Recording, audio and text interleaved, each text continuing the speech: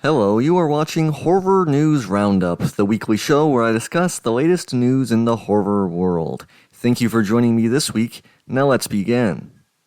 We'll start with news from Bloody Disgusting. Linda Cardellini reportedly in talks to star in Crystal Lake series from A24. The article was written by John Squires, and he states, A24 and Peacock are headed to Crystal Lake for a small screen expansion of the Friday the 13th franchise, and the team may have found their Mrs. Voorhees for the prequel series. According to a report from Jeff Snyder over on The Insnider, Linda Cardellini is in talks to play Jason's mother in the upcoming Crystal Lake series. Brad Caleb Kane from Welcome to Derry fame is the showrunner for Crystal Lake.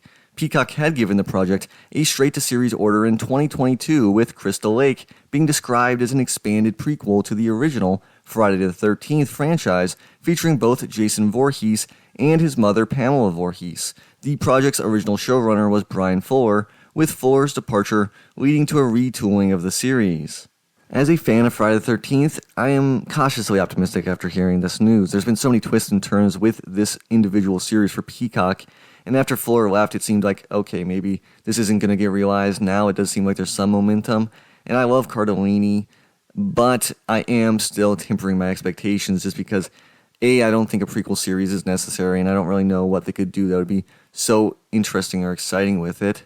I also think that, in general, A24 and Friday the 13th, that doesn't seem like a good match, and I hope they don't try and shift Friday the 13th so fundamentally to fit within like an A24 framework. I don't think that would be a good idea, but we'll see what happens. I have no idea where they're going to go with this franchise in general, with this series individually, with the upcoming movies hopefully that we can get, but I just hope we get some more movies or shows soon. But now moving on to some box office news, we have director Josh Rubin's rom-com slasher hybrid Hard Eyes doing better at the second weekend of its box office run than its opening weekend, which is a rare feat these days. Of course, it was probably somewhat planned because of the Valentine's Day weekend that we just had, so it makes sense why it would rise in sales. But that being said, it's still an impressive feat in this day and age where we have such precipitous declines from week to week at the box office. Now, this is a film that I definitely recommend you go watch if you're a horror fan. I went and saw it opening weekend, and I gave my review on this channel. It's definitely a very fun, original slasher rom-com hybrid mix.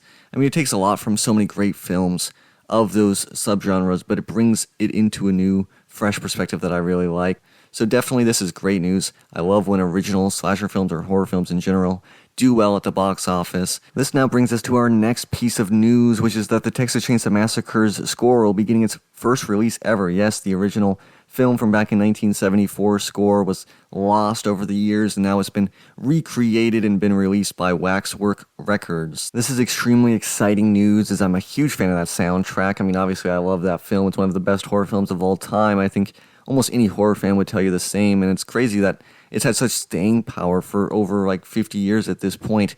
It's a film that really shows you the miracles that can happen when you get a small little crew together and make a horror film. So absolutely, that's super cool news that it's finally getting released by Waxwork Records. Next up, we have another article by John Squires over at Bloody Disgusting. Sam Raimi's horror return, Send Help, arrives in theaters January 2026. In the article, it states director Sam Raimi heads back into the horror genre with his next movie, Send Help. And we've learned today that 20th Century Studios is bringing the film to theaters in 2026. It's scheduled for a theatrical release on January 30th, 2026. It'll star Rachel McAdams alongside Dylan O'Brien. Dennis Haysbert and Chris Pang are also confirmed.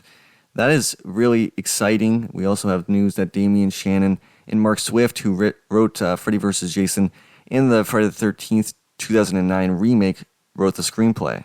This is such exciting news for me as a huge die-hard Sam Raimi fan. I grew up watching his films in theaters. Spider-Man 2 was the first movie I ever saw in a theater. I, of course, saw Spider-Man 3 in theaters. I mean, I grew up a huge Spider-Man fan. And I also, of course, had to go and see his new Doctor Strange film, even though I was disappointed that his style was muted a bit because of the kind of corporate nature of the MCU films. That being said, though, this is super exciting news.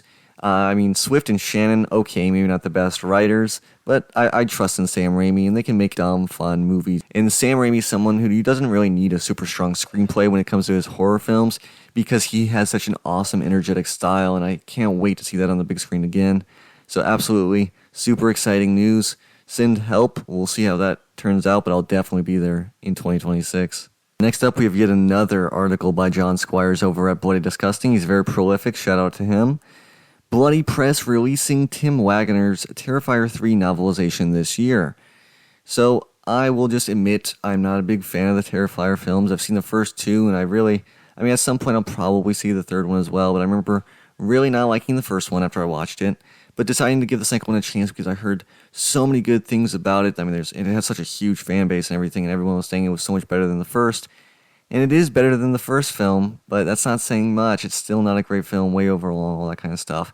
But nonetheless, this is intriguing news because of what it speaks to for the larger state of the genre, the fact that there's so much interest that we're getting novelizations. I definitely have found that there's been a resurgence in interest in novelizations. Obviously, they don't serve the same purpose anymore. And now the post-home video media era, we're still have streaming, we have home video, all that kind of stuff. So there's no real need for the novelization, but it's always intriguing to read these. I'm a fan of novelizations. I read them.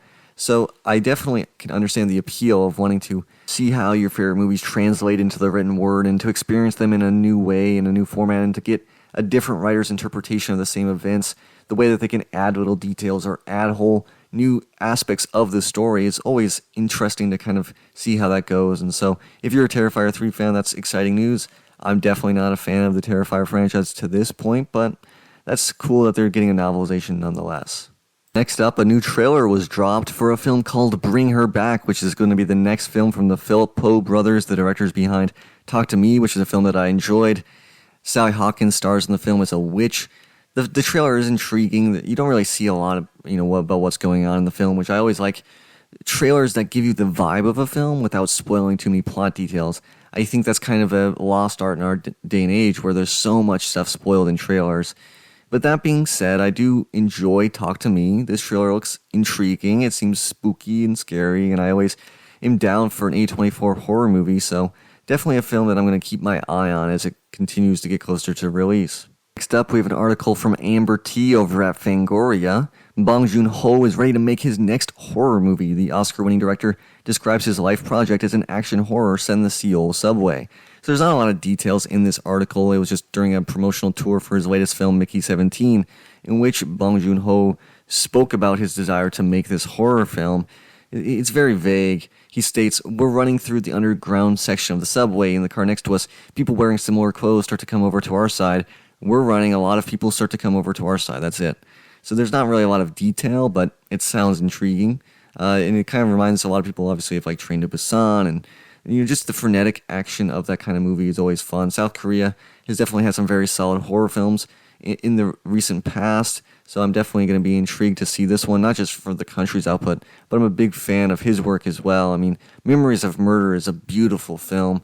Parasite was obviously completely worthy of winning its Oscar and things like that, so definitely I'm glad to see a master of cinema going back to making a horror film after he made The Host earlier in his career. So that's definitely something that, yes, I am excited about.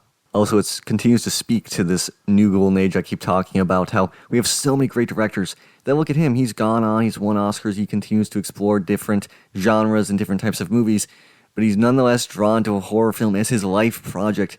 That is so cool, and that's just an awesome time to be a horror fan. And finally, we have some video game news. Obviously, I don't talk about video games much on this channel, but Alan Wake 2 is finally beginning to turn a profit as it's surpassed over 2 million copies sold, according to Remedy Entertainment. Now, as someone who is a single-player video game person, that's the only way I really play video games, I am so happy that a single-player, larger-budget game like this is finally starting to make a profit. It should have been quicker, but obviously they had a long-term vision for this game and how it was going to sell. I definitely think that this hopefully will be a good sign for the video game industry to continue to make larger budget single player games. That's how I love to play horror games and all sorts of different single player experiences. I love Resident Evil, Silent Hill, all that kind of stuff. So this is great news. Not everything needs to be a live service game that's all about being the next Fortnite, right? We can make some games that maybe won't make that much money, but nonetheless are going to make a profit and be fun, great games that can really showcase the medium of video games in a really great light. So that's all the news for this week. I also want to give one last little shout out. The Monkey is going to be hitting theaters this weekend, and I'll definitely be having a review of that at some point soon, so look for that. I am definitely very, very excited to go and see that film in the theaters. Osgood Perkins is a genius, so hopefully he doesn't let me down. That being said, though, That's all for today's video.